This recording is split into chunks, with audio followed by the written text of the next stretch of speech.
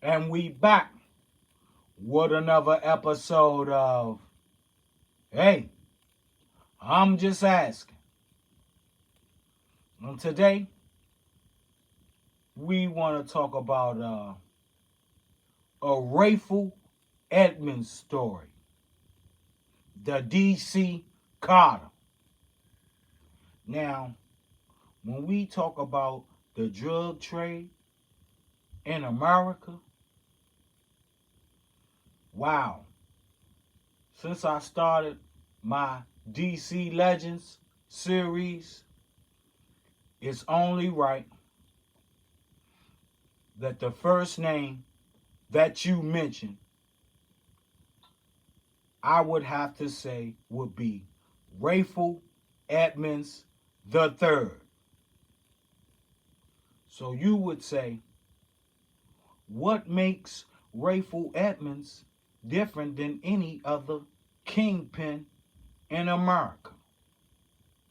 So I would say his distribution IQ alone stamps him as the best to ever do it. Hey, so you would say, man, how did he do it then? And I would say, man, Ray created the DC Carter. Orleans place. Morton's place. Now, back in the day, when Orleans place was jumping, man, if you wanted the best of the best, you would go to Orleans place. Now, what's unique about Orleans place is that it's cut close. It's like a hallway strip, right? So with that being said, it's the perfect location for someone like Rayful Edmonds, knowing the lay of the land, with workers willing to work around the clock if need be. Man, the rest was history. Police chases was just practice. Man, Orleans place had them booby traps. The cops kept running into trick bags. Man, you gotta think, I know the ins and outs of my neighborhood. And we done set trash traps, all type of obstacles for the getaway. Man, that was genius. Man, the DC Carter had lookouts in every section with walkie-talkies. Man, they in the alleys and on the roofs. Killers on deck with their resumes. Because nobody paid like Ray. And with that Cali plug and his hustle, everybody gonna buy. I'm talking 400 bricks a week at least. Broken down and wholesaled. Ray was on planes, trains, automobiles, or they even had the U-Haul gang. That's his organization. The DC Carter. Man, Ray ran his organization like a black mafia. Family and well-trusted friends. So it's no leaks, but it's still who won a job. They gonna do a background check, then gonna let it be known. If it go left, then you gonna get left. That's established before they handshake. Man, he gave out bonuses on a regular.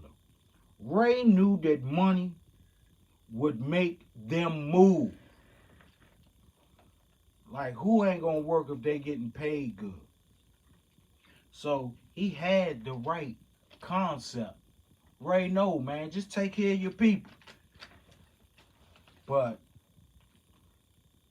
this is DC, and DC is Devil's Court. So there is no loafing. It definitely gets very trifling here. Hey, did Ray get tested? He definitely did. And he really got tested the most by the people he knew. That's the double-edged sword. Although he paid well to his people, and allegedly a few police, it was expensive trips, expensive cars, and shopping sprees. Man, Rayful Edmonds was shutting Georgetown down when Georgetown was 5-star. Like, caviar to the hood. Man, the Leonard fight, it's only right that they mention that one. But it was plenty of fights and vacations. But yet, business trips. Man, business was business with Rayful Edmonds. But at some point, man, he got too flashy and powerful. And once you living amongst thieves in DC, that might not wind up good, because there's no filter here. Man, Ray would gamble in high-stake dice games. And after making about $10,000, he would throw all the winnings in the air for the kids and innocent bystanders. Sort of like a Robin Hood figure on the block. So it was inevitable for the hate to come knocking. Between Orleans Place and Morton's Place, man, Ray and his crew made so much money that they were considered to be human ATMs. Wow. Living large in plain view with flashy clothes, jewelry, and cars. And if his workers got locked up, Ray had paid lawyers for them, which was unheard of back then. But as all stories, as the success grows, his organization started doing a lot of back and forth, beefing with other crews. Man, Lord Nut was one of Ray's Fed enforcers. If you saw Nut coming, something bad was about to go down. Every crew was big on respect back then. DC is Devil's Court. And it was alleged that a neighborhood friend, Brandon Terrell, had no fear of Ray or his organization. Terrell would disrespect Ray in front of his peoples and even threaten Edmonds with bodily harm. Man, he wanted that smoke. Brandon wanted to compete with Ray, but that was not a smart move. So one night at the infamous Chapter 3 Club, Ray and Brandon engaged in another argument. They engaged in another argument about a payment for cocaine that Ray fronted him. The argument escalated, and Brandon was shot, stood over, and shot more times. This murder created street wars in the city, and Lord Nut was caught lacking at a barber shop and was shot several times, which left him paralyzed from the neck down. Wow, that's how the game play. Devil's Court. With any drug organization comes murder. Rayful's crew went on a killing spree, killing witnesses, rival drug dealers, and associates who owed money. Rayful Edmonds was never linked to any of the murders because most of the murders were done without his knowledge. The Devil's Court. Carter would do anything for Ray to get noticed or put on the payroll. And in my opinion, the DC Carter had reached its peak. It was sweet, but now it's downfall time.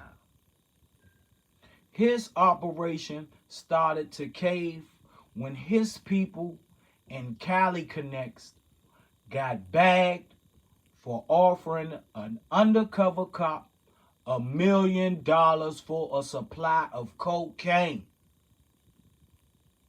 Wow. Let the snitching begin. Because snitching is big business. See?